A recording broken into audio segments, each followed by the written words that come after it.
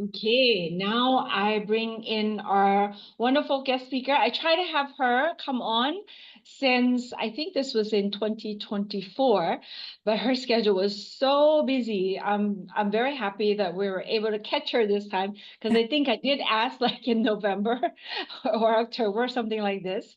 Welcome, Miss Shivani. So I want to give a little short introduction, and Shivani is gonna go into a bit of an explanation of what she does and how she does. Okay. So Shivani is a seasoned professional with clients like Chivasom, Soneva Jani, Chopard watches, and has been a Feng Shui expert for over 2 decades. She's currently on Soneva board of directors and will share her insights on building and scaling successful businesses, particular during the fire period, which started in February 4th in 2024 and will last to 2043.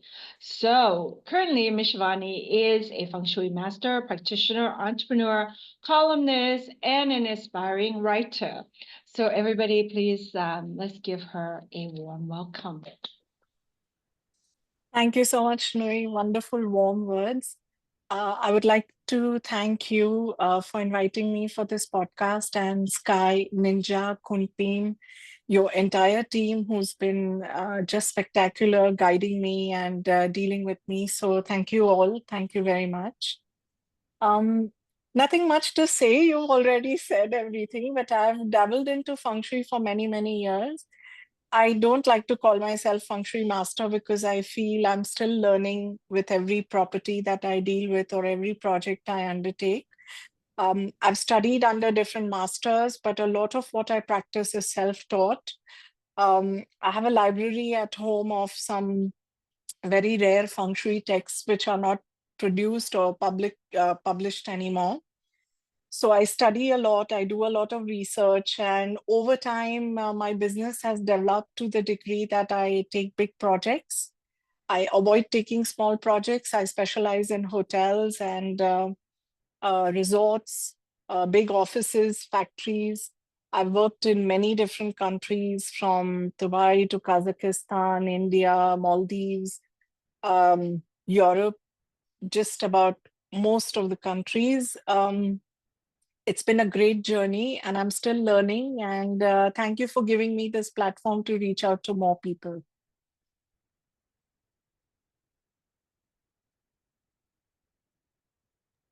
Thank you for coming on board. So next slide, Sky.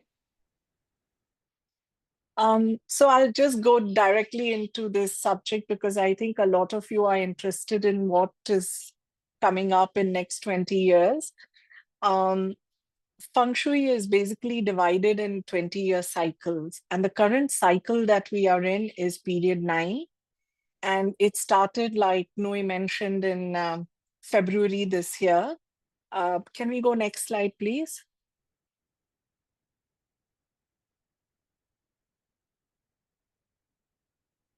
So that brings me to the most common question people ask me, what is Feng Shui? Because people from India practice Vastu. Uh, Feng Shui is known in Southeast Asia much more than Vastu. So it's a Chinese discipline of energy management, which is used towards improving the quality of life by making specific tailor-made changes to the design, arrangement of a landscape, city, house, office, individual room, and even designing for town planning. So Feng Shui is a tailor-made tool to harness good energy and how to use that energy to prosper and grow. Next slide. A lot of people ask me what is Feng Shui actually and what is it based on, what's the basis. So it's very, very easy to understand if you understand the elements. So there are 5 elements. You have wood, fire, earth, metal, and water. These 5 elements form the basis of Feng Shui. Now, how these 5 elements interact with each other, how they destroy or deplete each other, forms the basis of Feng Shui. So to cut it, can we go to the previous slide, Sky? Thank you. So Just to give you some basics, when you burn wood, fire is created. Fire, when is depleted, earth is created. When you dig earth, metal is found. And when metal corrodes, water is created. So this is a cycle of creation. When this cycle of creation is not in your balance, in your environment, in your home, in your office, in the building that you live, in the town that you live, there tends to be a lot of problems.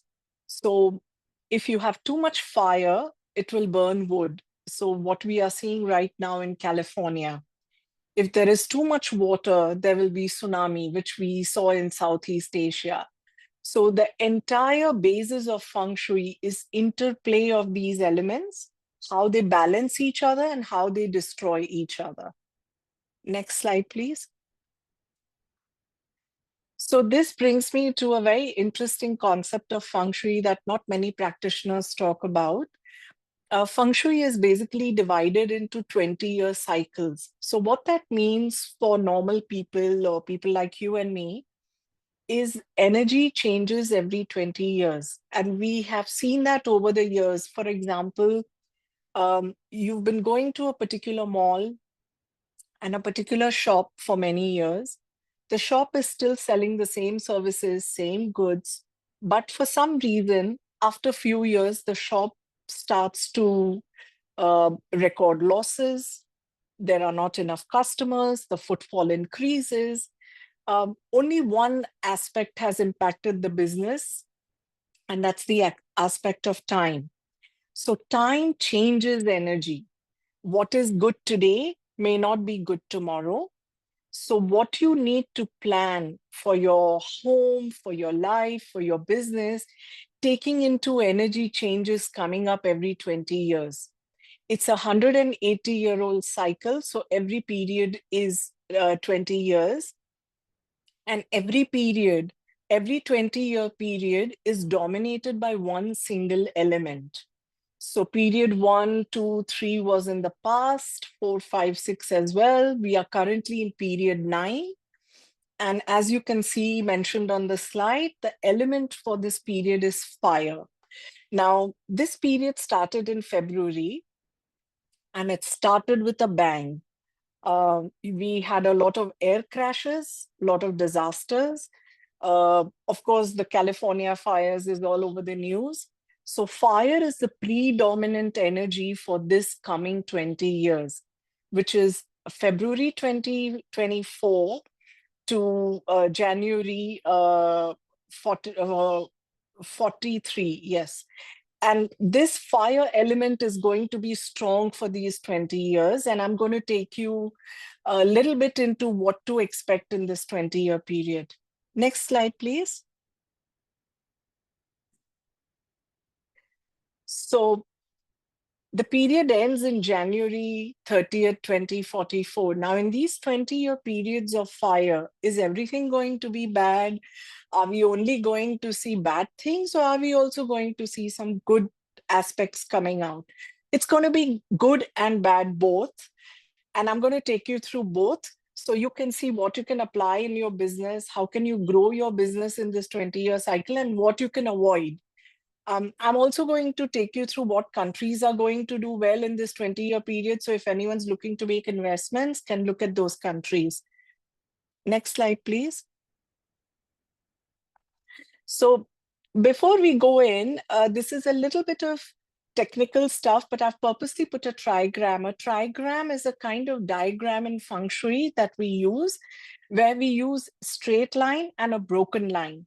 When you put a straight and a broken line together in 3 lines, it is known as a trigram. It is used for I Ching. It is used in Feng Shui. You will find this in Feng Shui compass. I'm not going to bore you with the details of how do you read the trigram, but every period is dominated by an element, and that element has a trigram. Now, the reason I put this trigram here is for you to understand how this 20-year period is going to pan out. So a straight line is a yang line or an aggressive line, and a broken line is known as the yin line or the passive line. When you put aggressive and passive line together in certain formation, you can actually predict what's going to happen as a result of these lines. So a yang line means starting with aggression, starting with a lot of force, lot of assertiveness, and a lot of anger, aggression. You can call it whatever you want. The middle line is broken. So that's when the energy calms down. And then again at the bottom, you have a yang line, which is a straight line. So how you can decode this trigram for period 9, it's pretty interesting. It's going to start aggressively. Somewhere after 7 or 8 years into period 9, things will calm down. And as we are nearing the end of period 9, things will become aggressive or assertive again. This influences politics, war, climate change, businesses, everything. Donald Trump was sworn as president. We all can agree he is on the aggressive side. The California fires, the plane crashes that have been happening, a lot of stock exchange are going up and down. These are all signs of starting of the fire period. There is temporary truce in Gaza, but in my opinion, it's not going to last very long. But after 6 or 7 years, things are going to calm down somewhere in the middle of period 8. And then again, things will escalate. So period 9 starts with a bang, ends with a bang. Can we go next slide, please? So what is period 9 all about? And we don't have a lot of time, but based on the trigram that I discussed earlier, this particular trigram represents certain aspects of life. So it represents the direction of south, element is fire. It is also a trigram which is used in Feng Shui to depict middle-aged women or daughter, middle daughter. It also affects heart and eyes. Recognition and fame will be at its peak. People are much more aware of social status, awareness, fame. All fire-related industries are going to do well, and I'm going to take you through them in later slides. Innovation and technology are going to be at the forefront of period 9. Beauty, looks, social media is going to thrive. AI, fintech, blockchain, it's all going to prosper. But as a downside, people are going to have very shorter attention time span. And a lot of people are going to love being in the limelight. So these are some of the main characteristics of period 9. And if you see the number 3 that says middle-aged woman and daughter, you are going to have more women coming into business, into politics. There is already a talk that the next candidate for the Canadian prime ministership is going to be a woman. Kamala Harris didn't run for the election, then she ran for the elections, but she lost. We also have a lot of women leaders in Sri Lanka, in New Zealand. So politics will see rise of the woman in this period. Next slide, please. So what are the industries that are supported by this energy? Anything to do with technology, because anything that uses electricity, any job that involves large amount of electricity use or coding, any kind of those activities, which I sort of put under the umbrella of technology, it's going to do very well. Travel is also going to do very well. Experiences, what do I mean by experiences? So you will have people who are more and more interested in going to Mount Everest, going to Machu Picchu, going to unique hotels, experiencing things. So experiences are going to be really huge in the next 20 years. So anyone wanting to start a concierge service with unique experiences, this is your time to start. Healthcare is going to do well, oil and gas, entertainment industry is going to do well, which means if you're an actor, content writer, producer, voice recording artist, this is your time. These 20 years are going to do really well. All kinds of education, wellness industry and beauty industry, both are going to do well. So you will see a lot of increase in wellness industry in terms of stem cell treatments, any other kind of laser treatments, Botox treatments, plastic surgery is going to do really well. And then beauty industry, which is skincare and makeup. Next slide, please. So there are going to be certain industries which are not that great with fire, and based on the 5-element productive and destructive cycle, customer service call centers, it's mainly water industry. As you know, water extinguishes fire, so this one industry won't do well.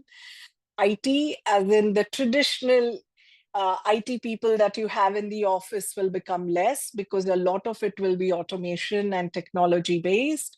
Banking is not going to well. The traditional banking, as we know, a lot of banks coming up, not going to do well. Shipping and logistics, that's also water industry, land transportation, water industry.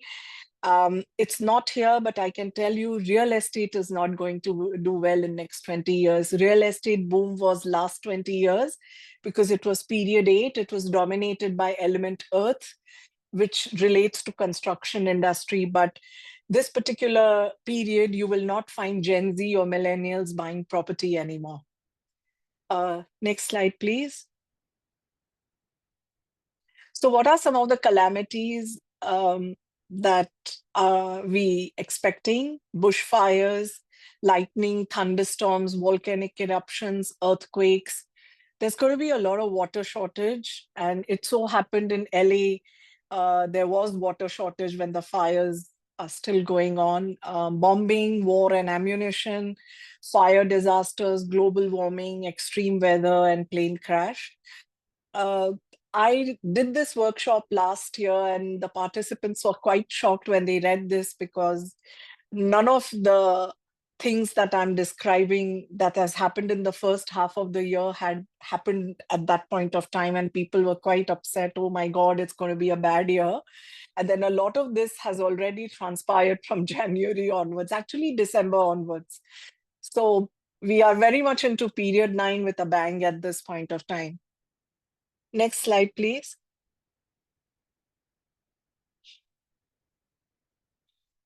So there are some favorable countries that are going to do well. In Southeast Asia, mainly overall, it's going to do quite well. India is going to boom. Singapore, Thailand is also going to do very well. China, UAE, Saudi Arabia, South America, North Africa, Cambodia, and Vietnam. So you will see a lot of these countries becoming big manufacturing hubs. China already is. India and Vietnam are going down that road. The assessment of how I derived onto these countries is more related with Feng Shui calculations, for which we don't have time. But if you want to learn, you can attend one of my workshops, and then we go into great detail as to how did we arrive to this conclusion. But these are the countries. So if you're looking to invest, looking to expand, looking to open a franchise or buy a franchise or open an office, these are the countries that are going to do well. Next slide, please. So the next workshop is on Saturday, 22nd February. It's in Pacific City Club. If you want to know more, I run the workshop in a very personalized manner. So I asked for date of birth of participants and their branding and what business they are doing. And I designed the entire workshop for each individual, and even the kind of manual is designed based on the information that you give me. So it's very, very personalized if you want to know more. If not, I think we will cover majority of the things today. Nui, over to you. Okay, great. Thank you so much for the presentation.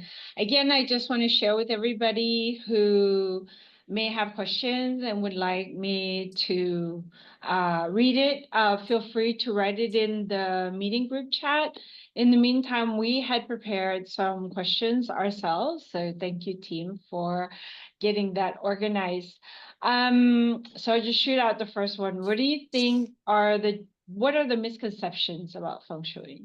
Oh my God, this is my favorite subject. I can go on and on and on. But the biggest misconception that I've come across in Feng Shui is people think that once they implement Feng Shui, uh, they will become rich overnight. They will win a lottery.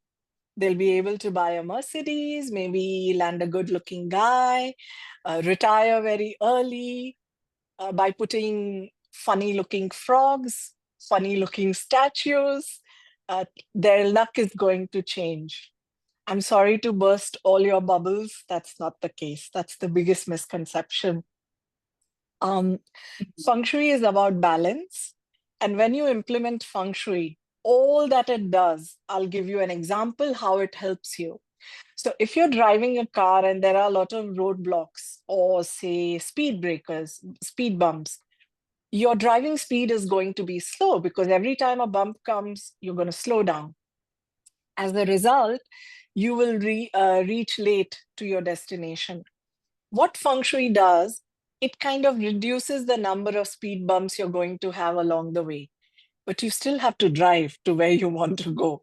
So this misconception that, if I implement Feng Shui, I'm going to be rich overnight. If that was the case, I wouldn't be doing this webinar, right? I would be retired in Hawaii, sipping on a cocktail, smoking a cigar. So that's the biggest misconception people have.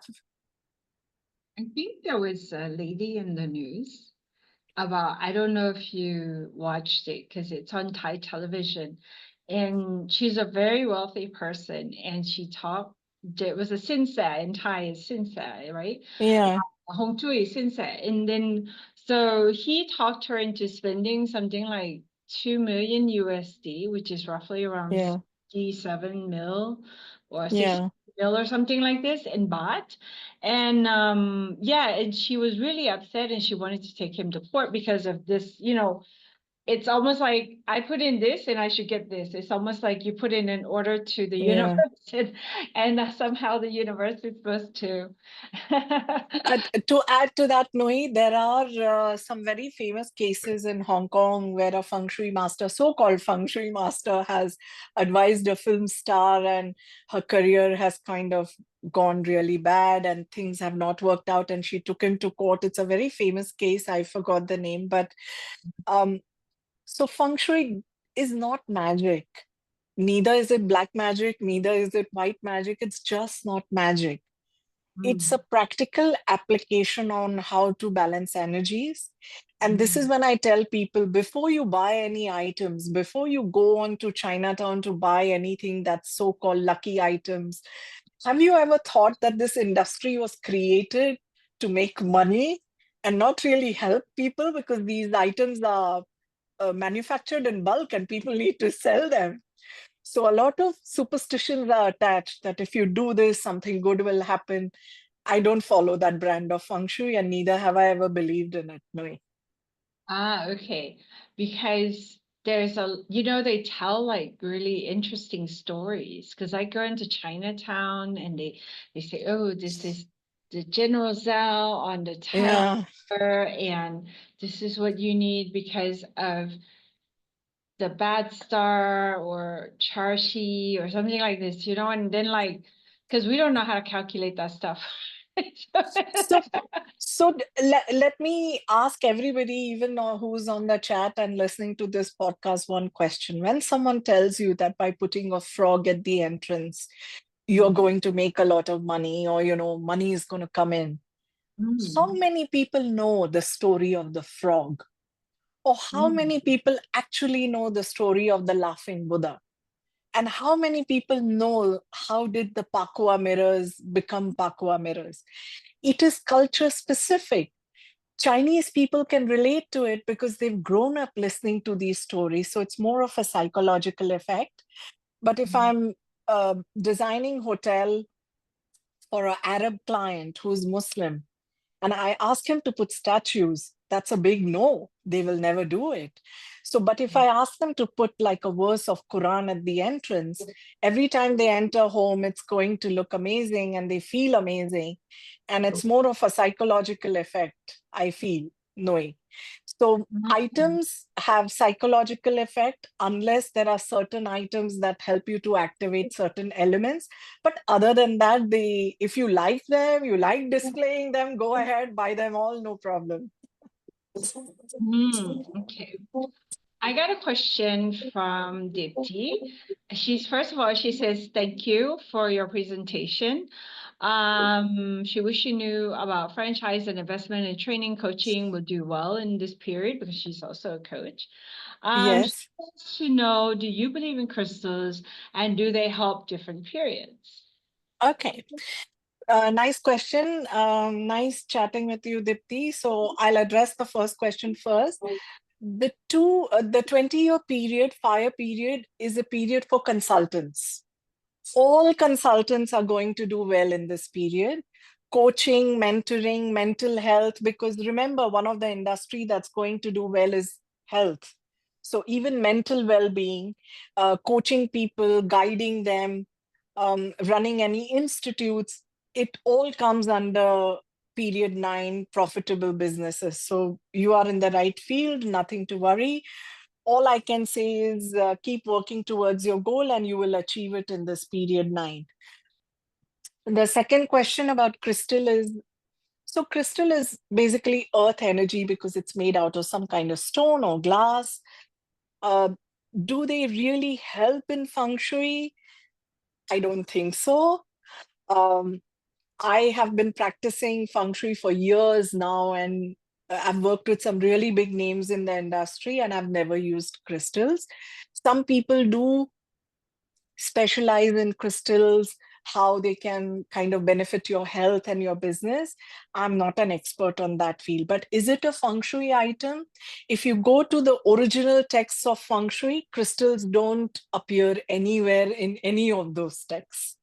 So it's not a feng shui item, but if it makes you feel good, and if you have an expert who has more knowledge about crystals, then by all means, you can display them. Mm-hmm. I got another question. Dipti says, awesome, thanks, Shivani. Got a question from Rohit, and he said, how is the fire period for fire signs? Are they related? So fire sign, as per Western astrology, is different than Chinese astrology. So if you go through the fire period, you need to look at your Chinese astrology. I don't specialize in Western astrology, so I'm not the right person. I'm also a fire sign, by the way, as per Western astrology. You've got to look at your own animal sign and what category you fall into, what's your personal element, and how does it correspond to fire. It's very personalized science that you need to calculate, knowing. Again, I go through all this in my workshop.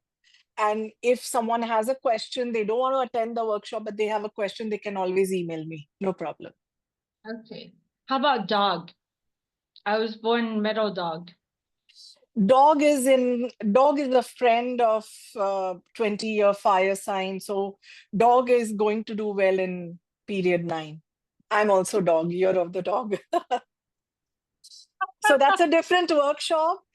Because we can't go through all animal signs, yeah? So we have a lot to discuss, but you need to look at your animal sign and see if it corresponds to fire. Fire is a good element for that animal sign, then you're likely to do well. Oh, okay. But because they say like, like I think this year, right, on the 29th of January, for the Chinese, it's going to be the wood snake, correct? Year of the wood snake, yeah. Right. And how does this period, you know, like, is it harmonious with the wood snake or is it so or? So one thing you need to understand about Chinese astrology, that every animal sign and the element of the animal representing that year has an impact on that year. So the overall impact for next 20 years is going to be fire. And then every year you have a different Chinese sign coming in with a different element. So this year is wood snake. If I may break it down for everybody, snake tends to shed its skin and has a new skin. Snake also tends to attack only when they are attacked most of the time. When they are under danger, they kind of attack you. That's the year 2025. reinvention, regeneration, and reinventing yourself.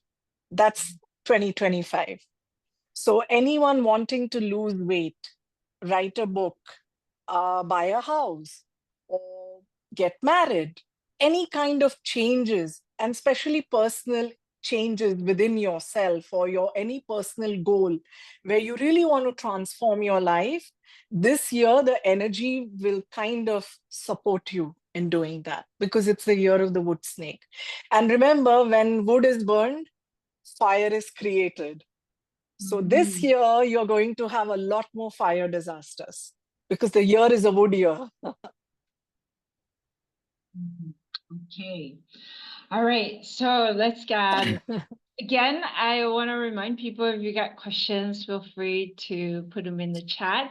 Otherwise, I'll just go down some of the ones that we had brainstormed here. Let's talk about this period. How does it influence consumer behavior and decision making in various industries? Very interesting question, Nui. So this period, as I went through what industries it's going to do well, it will define consumer behavior. For example, you will see a huge trend of online shopping continuing and escalating because anything related to technology and online, it's going to do well. So I presume the webinars that you're curating and conducting, that will also do very well because you're using technology as a platform. Anyone who has any kind of business in banking industry, which is not going to do well, or in investments and insurance, which is also industry not doing well in fire period, by creating an app or by creating any kind of technological platform, they can harness the energy of period 9 and use it in existing businesses which are not compliant to fire period. Consumers are going to spend an awful amount of money on online content, awful amount of money on wellness, healthcare, plastic surgery, travel experiences. So these are some of the industries that are really going to thrive and consumers are going to spend a lot of money. We already know Gen Z and millennials don't buy properties. They prefer to spend money in traveling, experiences, learning, but they don't want anything that ties them down. So that's the trend for period 9. And to add to that, skincare and makeup, especially skincare and makeup for men, is going to thrive in next 20 years. That's an industry that's untapped, and it's just beginning to grow in Korea and India, and it's going to grow globally. I'm starting to see the men's salon, like where I am Yes. in the From Hong area, and it's usually busy. At first, I Yes. thought, are any guys gonna want to go in there, thinking they're looking like they're, too much in the Yeah. metrosexual and the grooming.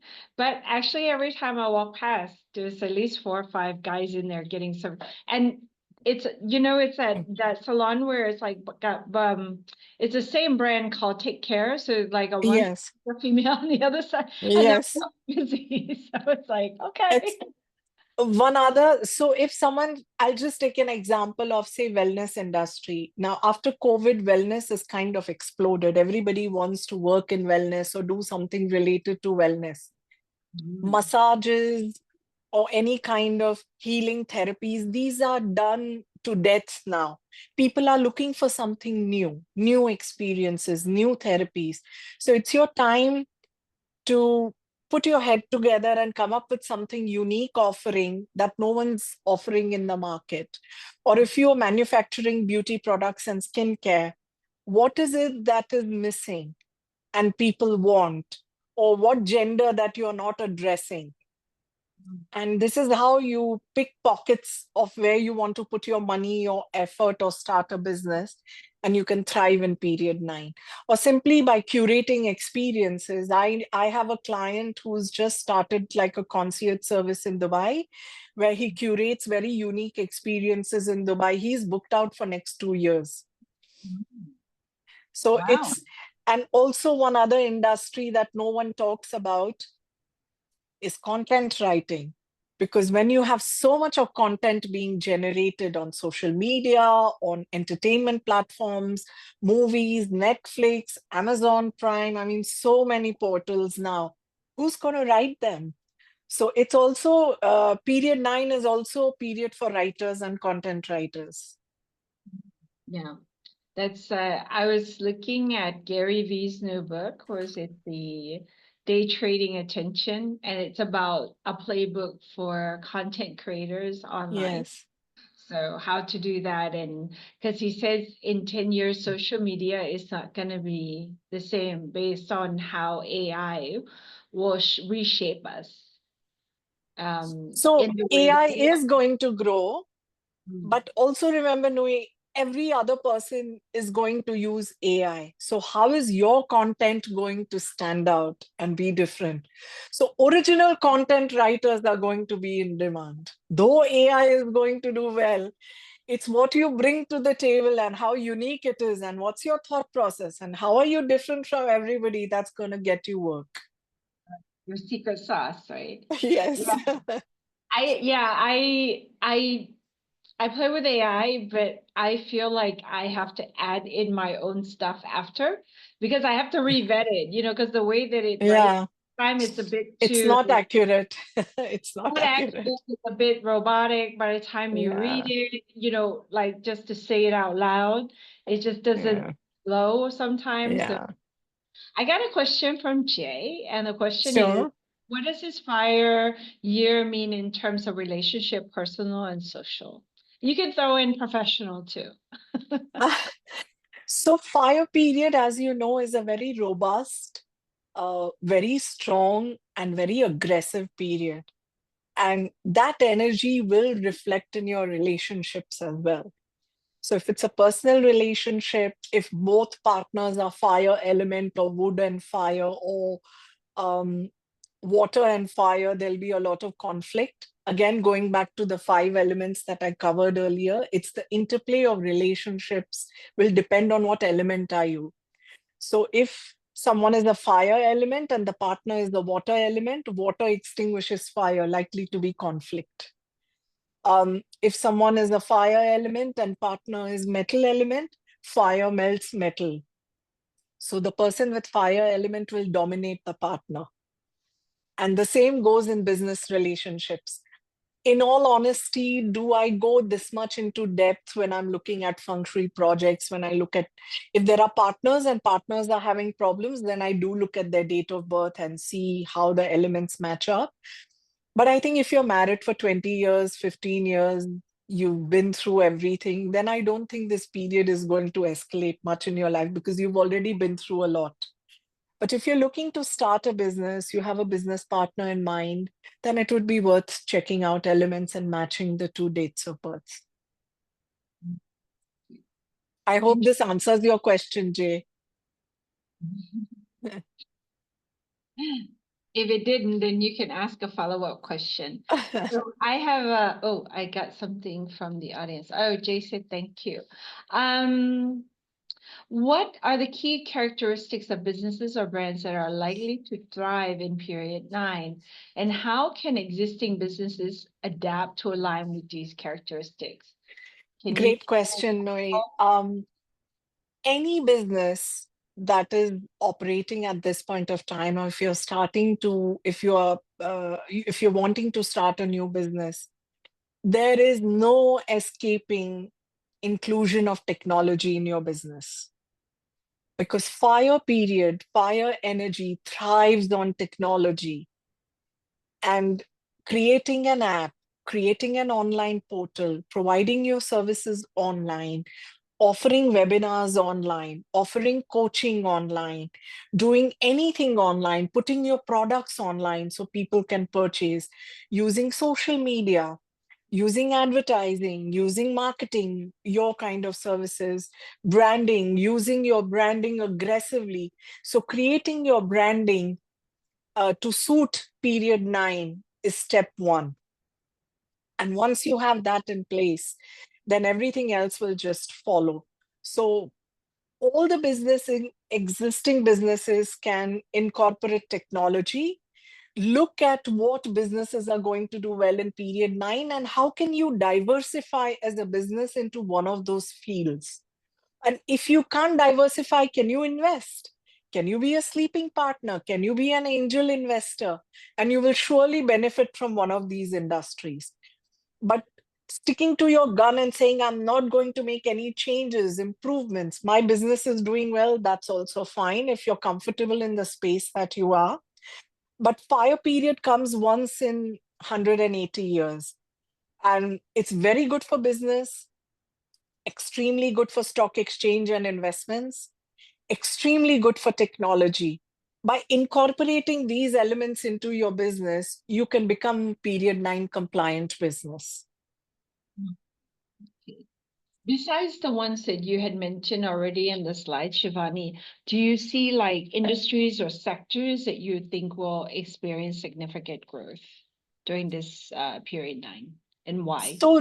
So real estate in terms of housing demand is going to go down.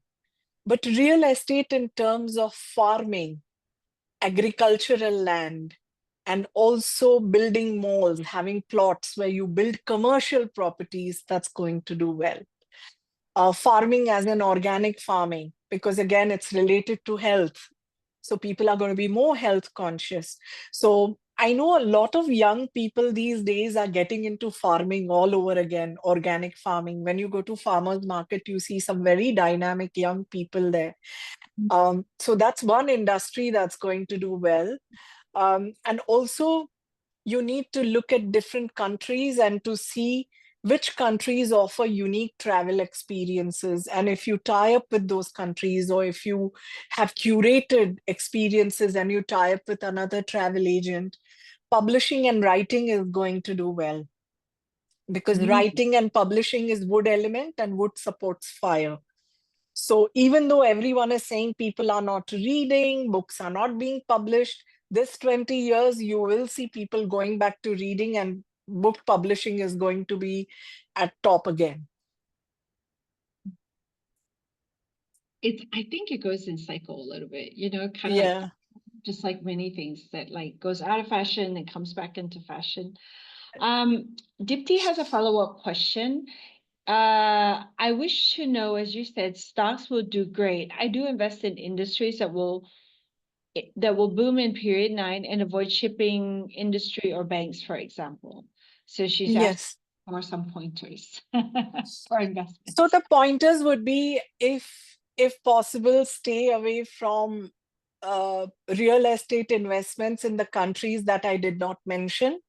But the countries that I mentioned earlier in my slide, where you have UAE, Vietnam, Thailand, Singapore, if you want to invest in real estate, this is a ballpark figure where you need to be around this area, because this entire region, all these countries are going to do well. Jay has a question where investing in stock exchange will do well. How about cryptocurrency? Oh my God.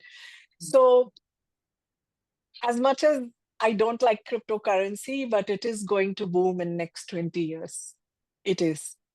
Again, there are so many small players and unethical players in the market that you've really got to choose where you put your money. Not all cryptocurrencies will do well, but you've got to really pick the right ones and put your money out there. But yes, cryptocurrency will do well. My husband's not going to like it because he's not into cryptocurrency, but that's a fact because period 9 supports cryptocurrency. Is he into gold? No. That was the other thing, people were talking about, is like investing more in gold. So investing in gold has always been prominent in India. As you know, Indians buy a lot of gold. In Southeast Asian countries, also people tend to buy gold. I don't think gold is impacted by any of the periods. Because historically, if you bought gold 30 years ago, at the price that you bought and price it is now, it's always higher now. So gold is something that's not going to be impacted, though it falls into the metal category. Gold kind of transcends everything. Okay. I got two questions. Oh, Yeah. three. Since we're on Okay. gold, there was a question about diamonds. Okay. I So, know this lovely lady and her family's in the diamond business. I think Akanksha is on the Hi. podcast, and she's a very dear friend, and I know she runs her family's diamond business.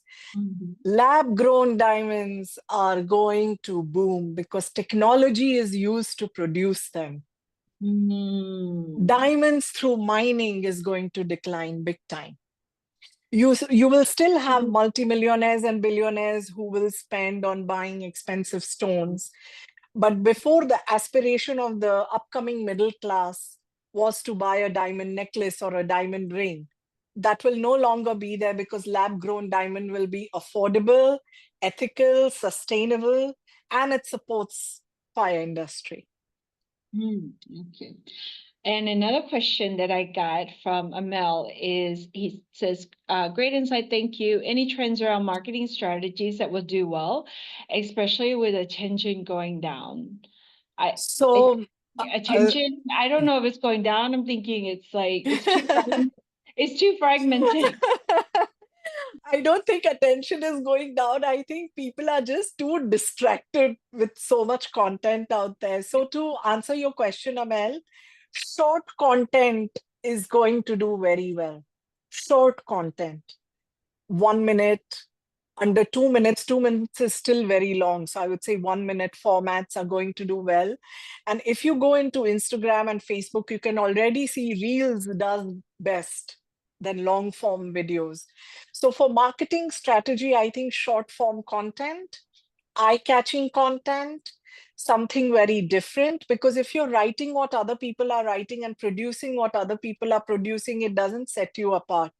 This is Mhm. going to be a very cluttered period with everybody wanting to do a lot in the social media space and in the limelight. You have to stand apart. You have to Mm. be different.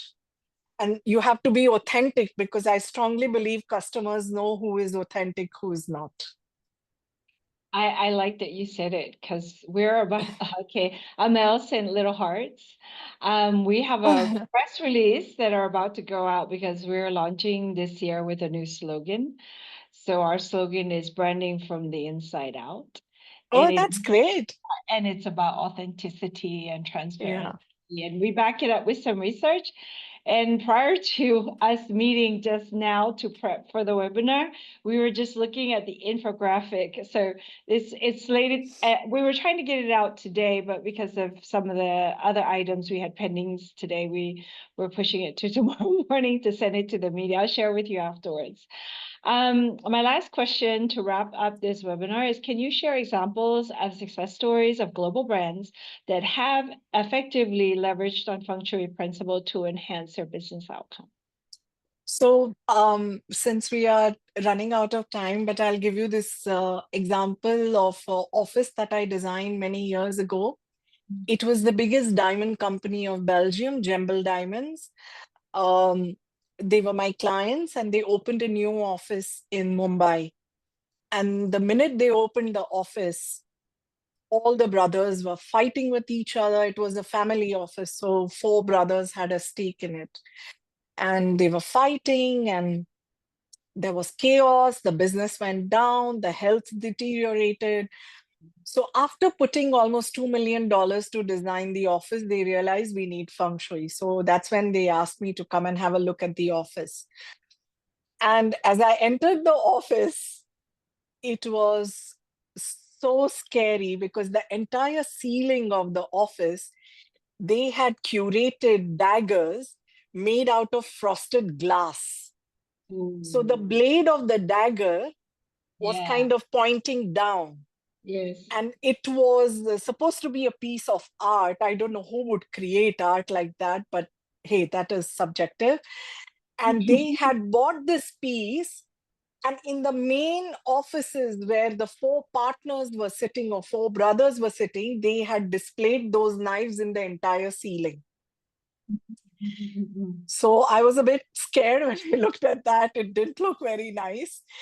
And it took a lot of convincing because they had paid a lot of money to buy those daggers. And it was like one big piece and many daggers, and it was like a chandelier kind of thing. It had a lighting effect. So not only was it a dagger, but with lighting, it was also very harsh.